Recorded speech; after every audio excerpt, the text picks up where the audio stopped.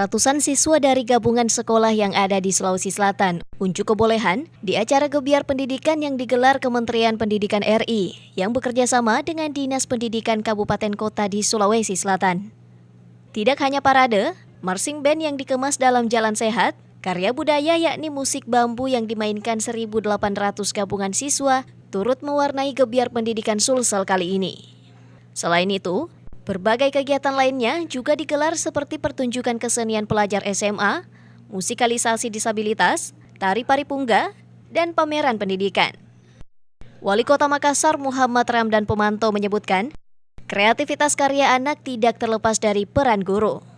Untuk itu pihaknya berkomitmen untuk memperkuat guru dengan mempertahankan kesejahteraannya, di mana guru memberikan bibit pengajaran yang terbaik untuk generasi pelanjut. Pak Menteri, perlu kami laporkan, beginilah pendidikan Sulawesi Selatan yang begitu kompak. Seluruh daerah hadir di sini.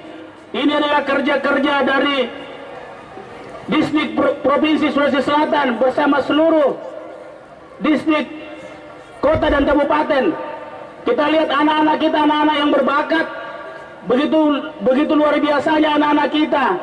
Kalau ini betul-betul dipoles dan diperkuat, insya Allah lewat talenta dan kecerdasan anak-anak kita, bangsa kita akan jauh lebih maju dari hari ini.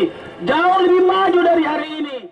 Hadir dalam Gebiar Pendidikan Menteri Pendidikan dan Kebudayaan RI Muhajir Effendi, Gubernur Sulawesi Selatan Nurdin Abdullah, Wakil Gubernur Sulawesi Selatan Andi Sudirman Sulaiman, Kepala Dinas Pendidikan Sulsel dan Kabupaten Kota, serta jajaran Forkopimda Sulsel dan Kota Makassar. Musdalifah Lestari Rau, Fajar TV dan Fajar Radio melaporkan.